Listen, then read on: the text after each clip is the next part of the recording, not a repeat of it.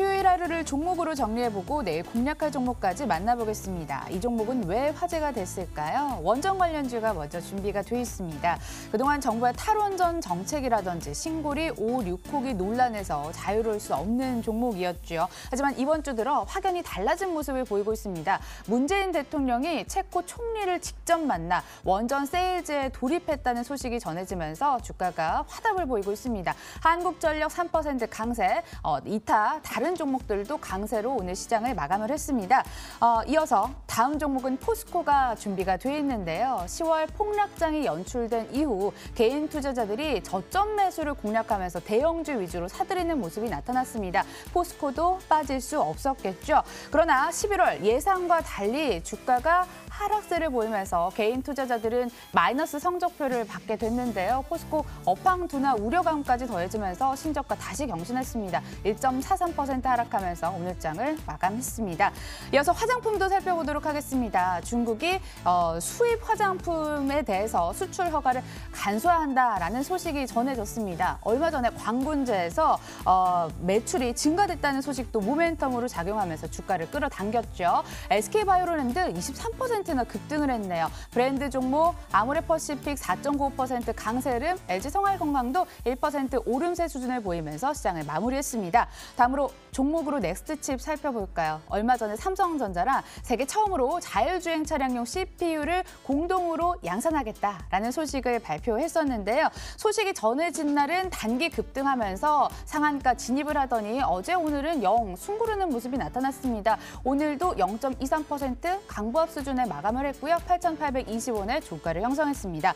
이어서 통신주 살펴보도록 하겠습니다. 연말이라서 배당주의 매력도 부과가 되고 있고요. 약세장에는 방어주의 매력을 또 최근 들어 5G 상용화 기대감까지 더해지면서 연일 강세를 연출하고 있습니다. KT마저 올랐네요. 얼마 전 화재 소식이 들려왔죠. 2% 강세, SK텔레콤, LG유플러스까지 그리고 세종텔레콤은 상한가 진입을 하면서 시장을 마감했습니다.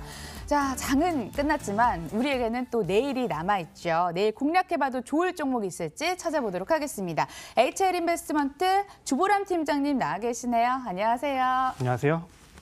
첫 번째 종목으로 통신주부터 살펴보도록 하겠습니다. 시장에서는 호재가 넘친다는 평가를 받고 있습니다. 이 외국인이 수급이 우호적이다라는 소식도 있고요. 어떻게 평가하고 계실까요? 예, 맞습니다. 사실 이제 시장이 워낙 모멘텀이 좀 부재한 상황이다 보니까 아무래도 성장 모멘텀이 좀 부각되는 섹터 쪽으로 상당히 많이 수급이 좀 유입이 되는 모습을 좀 보여주고 있고 그 중에 하나가 이제 좀 통신주 성격인 것 같습니다. 12월 1일부터 일단 5G 주파수가 사용이 가능해지면서 이동통신 3사가 5G 요금제까지 만들어서 국가에 지금 신고를 하고 있는 상황이기 때문에 새로운 성장 모멘텀이 가시화가 되고 있다. 이제는 기대감이 주가에 좀 반영이 될 때가 됐다라고 하는 시각들이 주가에 좀 반영이 되고 있는 모습인 것 같고요. 통신주 같은 경우에 사실 그동안 이제 안정적인 내수 기반으로 매출이 좀 발생을 하다 보니까 아무래도 경기 방어주적인 성격을 좀 많이 좀 보이고 있었어요. 그런데 사실 그러다 보니까 크게 인기가 있는 섹터는 좀 아니었던 것 같고 하지만 이제 최근에 증시가 좀 급락을 하다 보니까 경기 방어적 부각을 받는 상황에서 5G라고 하는 성장 모멘텀까지 같이 이제 부각을 받다 보니까 기대감이 주가에 좀 크게 많이 반영이 되고 있다라고 좀 보시면 정리가 될 것 같고요. 그에 따라서 상당히 최근에 주가가 좀 많이 올라오고 있는 상황이고 여기에 대해서 통신주 같은 경우 특히 안정적인 내수 기반 매출이 상당히 좋다 보니까 배당 메리트까지 특히 연말로 가다 보니까 이제 배당 메리트가 상당히 좀 많이 부각이 되는 것 같습니다. SKT 같은 경우에 3.6%, SK텔레콤 같은 경우에 3.6%의 배당을 주고요. KT 같은 경우에 4%, 그리고 LG유플러스 같은 경우에 2.6%, 2.7% 정도 주기 때문에 타 업종 대비해서는 상당히 좋은 배당 수익률을 주고 있다. 그러다 보니까 모멘텀과 배당 아무래도 이 시기가 좀 맞물리면서 오늘 상당히 좀 주가가 좋은 모습을 좀 보여주고 있다라고 보시면 될 것 같습니다. 그럼 내일 추가로 상승할 수 있을까요? 예, 저는 일단 좀 좋아요 정도로 좀 말씀을 드릴 수 있습니다. 네. 말씀을 드릴 수가 있겠습니다. 좋아요 의견을 주셨는데 또 통신 3사가 있지 않습니까? 탑픽 잠깐 듣고 넘어가 보도록 하겠습니다. 네, 굳이 한 종목 뽑자면 LG유플러스가 가장 좀 좋을 것 같습니다. LG유플러스요? 네, 일단은 지금 5G 주파수를 3분의 1로 나눠서 균등하게 나눠 사용을 하는데요. LG유플러스의 경우에 사용자 수가 다른 통신사 대비해서는 좀 적기 때문에 통신이 가장 원활하다, 그리고 장비가 좀 좋다라고 하는 부분들이 있는 것 같고 최근에 주가 흐름이나 수급이나 이런 측면이 상당히 좀 좋기 때문에 추가적인 상승을 보신다면 LG유플러스가 우선은 가장 좋겠다라고 좀 말씀을 드리겠습니다. 얼마 전에 뭐 구글이라든지 넷플릭스랑 손을 잡고 공격적으로 뭐 투자에 나서고 있다 이런 소식까지 LG U+ 쪽에서 들려왔습니다. 통신주 좋아요. 그중에서 탑픽은 LG U+ 꼽아주셨습니다. 이어서 두 번째 종목도 함께 살펴보도록 하겠습니다. 넥스트 칩이 기다리고 있는데요. 자율주행 차량의 뇌라고 할 수 있죠. CPU 삼성전자와 손을 잡고 만들고 있다고 하는데 이름이 아파치4라고 합니다. 월요일 상한가 기록한 이후에 잠시 전에 보셨듯이 그다지 뭐 반응 없는 채 오늘 시장을 마감을 했어요. 아무래도 호재 노출에 대한 부담감 때문이겠죠. 예, 일단 그런 부분들도 좀 있는 것 같고 사실 팩트 체크가 좀 필요한 부분들이 좀 있습니다. 네. 삼성전자랑 사실 뭐 공동 개발을 한다고는 하지만 실제로 이 기사가 사실 2년 전부터도 계속적으로 좀 반복적으로 나왔던 기사라는 점들이 하나가 좀 부담이 되는 것 같고요. 더불어서 사실 뭐 넥스트 칩 같은 경우에는 설계 능력이 상당히 뛰어난 기업이나 캐파, 그러니까 공장이 없기 때문에 사실 공장을 어디에 좀 의뢰를 해야 하는데 그 공장 의뢰처가 삼성전자일 뿐입니다. 공동 개발을 좀 하고 있다 이런 부분들 네. 좀 뉘앙스의 좀 차이가 좀 있지 않나 이런 부분들이 좀 있는 것 같고요. 뭐 두 번째로는 사실 뭐 삼성전자 같이 어떤 공동 개발을 한다는 건 좀 어려운 것 같고. 두 번째로는 사실 뭐 알데바란이라고 하는 CPU 기술을 가지고 왔다 이런 부분들이 있는데요. 이 알데바란이라고 하는 기술이 좀 예전 기술이기 때문에 사실상 지금은 잘 쓰이지 않는다. 오히려 업그레이드된 ARM CPU라고 하는 부분들이 지금은 더 많이 쓰이고 있고 넥스트 칩 역시도 이 ARM CPU를 개발을 해서 지금 공급을 하려고 한다. 이런 부분들을 좀 더 봐주시는 게 맞다라고 좀 말씀을 좀 드리겠습니다. 그리고 뭐 이제 팩트인 부분들 좀 찾아보면 해외나 완성차 업체들로부터는 확실히 공급 문의가 좀 오고 있다고 합니다. 그렇기 때문에 이러한 부분들이 좀 더 가시화가 되면 확실히 좀 주가 올라올 수가 있을 것 같고 실제 양산 목표는 2020년이기 때문에 지금 사실 올해 내년까지는 좀 쉬어가는 그런 흐름도 좀 보여주지 않을까라고 보시면 정리가 될 것 같습니다. 공장이 없어서 직접 생산하는 건 삼성전자다 이렇게 정리를 해주셨고요. 그렇다면 단기로 더 갈 수 있을 종목인지 여쭤보도록 하겠습니다. 투자 의견 주신다면요. 일단 나빠요를 좀 드리겠고요. 나빠요요? 네, 일단은 왜요? 사실 그 보도자료 자체가 좀 왜곡된 부분들이 있기 때문에 사실 기업 자체는 상당히 좋지만 네. 보도자료가 좀 왜곡된 부분들이 있기 때문에 이러한 부분들에 있어서 조금은 조심할 필요가 있다. 그런 의미로 나빠요를 좀 드리겠습니다. 그렇다면 2020년까지 양산 계획이 있다라고 말씀을 해주신 것처럼 장기적으로 투자할 만한 종목은 맞는 건지. 예, 그건 사실 맞는 것 같습니다. 일단 설계 기술이 상당히 좀 좋기 때문에 그런 부분들에 있어서 좀 글로벌 완성차들에게 인정을 좀 받는 부분들이 있고 실제로 공급 문의가 오고 있기 때문에 수주가 나오게 된다면 충분히 상승할 수 있는 메리트는 있다라고 말씀을 드리겠습니다. 네, 그럼 일단 내일장은 공략하는 종목은 아닌 걸로 한번 짚고 넘어가 보도록 하겠습니다. 세 번째 종목 기다리고 있습니다. 넥스트 칩 이어서 화장품주도 살펴볼게요. 화장품이야말로 정말 유행에 민감합니다. 어떤 가수가 바르고 나오면 뻘뻘뻘뻘 그 유행 쫓아가기도 하고요. 어떤 여배우가 바른 스킨이다 이러면은 진짜 막 사고 봅니다. 저도 그런데요. 중국이 사전 허가제일 때는 이런 트렌드를 반영하지 못하고 또 따라갔었죠. 그런데 3개월로 단축이 되면서 현재 트렌드에 민감하게 반응할 수 있다라는 긍정적인 기대감이 실리고 있습니다. 그렇다면 화장품주 투자 판단 한번 들어볼까요? 예, 일단 오늘 뭐 화장품주가 상당히 좀 좋은 주가 흐름을 좀 보인 거 맞고 실제로 뭐 그 근거를 찾아보면 중국의 수출 화장품의 허가 간소화가 이루어지고 있다.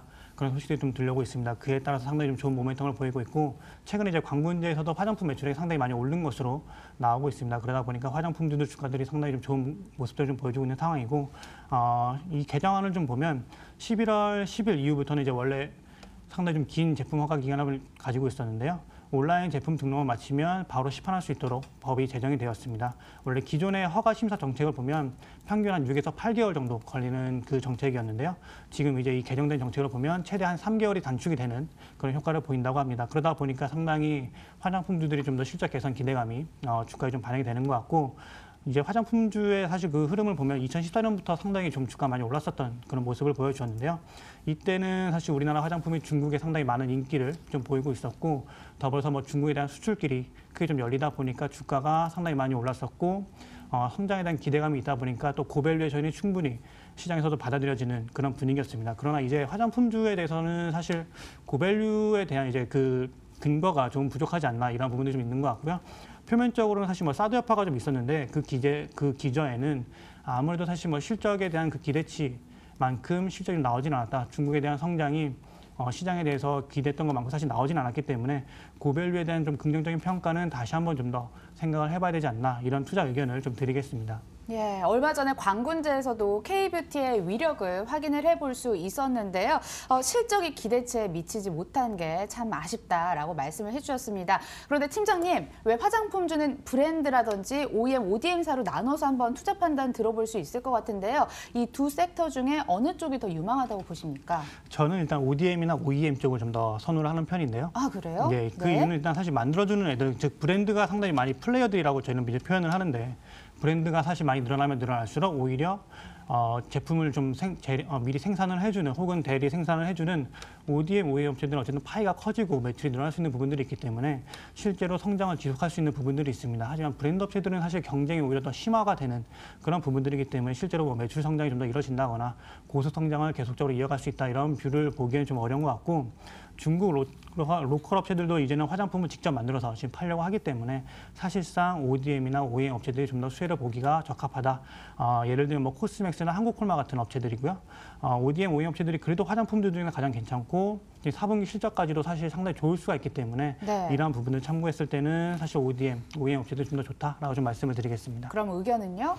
일단 화장품주 전체적으로는 좀 글쎄요. 글쎄요. 예, 드리겠습니다. 네, 글쎄요 찍고 넘어가 보도록 하겠습니다. 오늘 나온 세 종목 중에 어떤 종목 탑픽으로 보실까요? 일단 탑픽은 통신주 말씀드리겠습니다. 내일장 탑픽으로 통신주를 꼽아주셨습니다.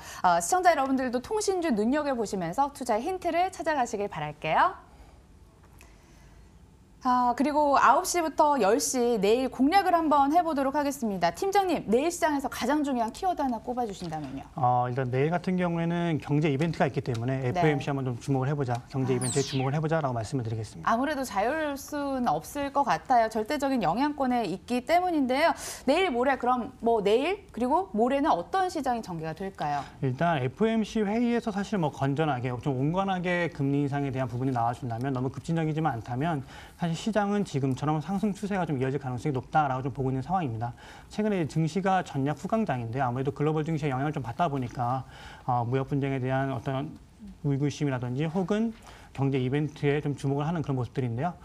일단 FOMC 회의가 파월 의장을 비롯한 연준 위원들의 발언들이 예정이 되어 있고 이 발언에 따라서 증시에 좀 변동성을 보일 수는 있겠습니다만 일단 시장의 전망치 자체는 일부 연준 위원들이 현재 금리가 중립금리에 점차 부합을 하고 있다. 그에 따라서 점진적인 금리 인상이 진행이 되어야 된다. 이러한 기조로 지금 가고 있는 상황이고 이러한 부분들이 그대로 좀 가시화가 된다면 사실 시장에서는 크게 충격이 없이 갈 수 있는 부분들이 있을 것 같고 그에 따라서 국채 금리가 좀 안정이 된다면 신흥국 증시에 상당히 긍정적일 것이다.